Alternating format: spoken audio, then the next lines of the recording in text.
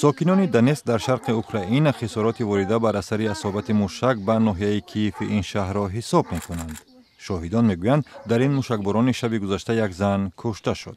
دونتسک تحت نظارت جدایی طلبان طرفدار روسیه قرار داشته بر اثر جنگ‌ها با نیروهای دولتی اوکراین خسارات زیاد دیده است. در اوایل هفته حدود 500 نفر در دونتسک علیه جنگ راهپیمایی کرده از جدایی طلبان خواستند تا موشک‌اندازهای خود را از محل‌های اهالی نشین بیرون کشند. تاتارهای قریم در شهر سیمفروپول در شام اولی ماهی برای مسلمان‌ها مقدس رمضان برای گشودن روزه سر یک خانه افطار جمع آمدند. این افطار در مسجد اساسی سیمفروپول، مسجد جامع کبیر دایر شد.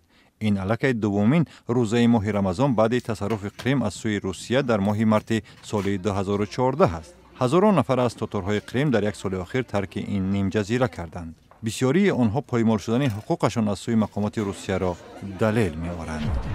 دوشنبه پایتخت تاجیکستان در عرفه روز جهانی پناهندگان که 20 ایون تجلیل می شود میزبان یک جشنواره به این مناسبت شد. پناهندگانی که در تاجیکستان به سر میبرند اکثرا افغانها محصول دستان خود از جمله قالین‌ها و مصنوعات دیگر را به معرض فروش گذاشتند.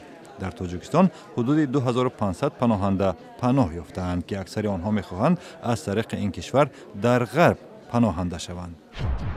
فعالان سوار ماشین سراسر یریوان پایتخت ارمنستان حرکت کرده بقیه را برای شرکت در اعتراض علیه بالا بردن نرخ نیروی برق تشویق کردند.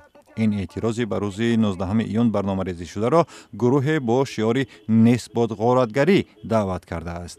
شرکت مونوپولیست نیروی برق ارمنستان نقشه دارد قیمت برق را از 1 آگوست 16% بالا برد. تنها در سال جاری این باری سیوم است که نرخ برق در این کشور جنوبی قفقاز می افزاید. در مجموع نرخ نیروی برق در این کشور تا 60% بالا می رود.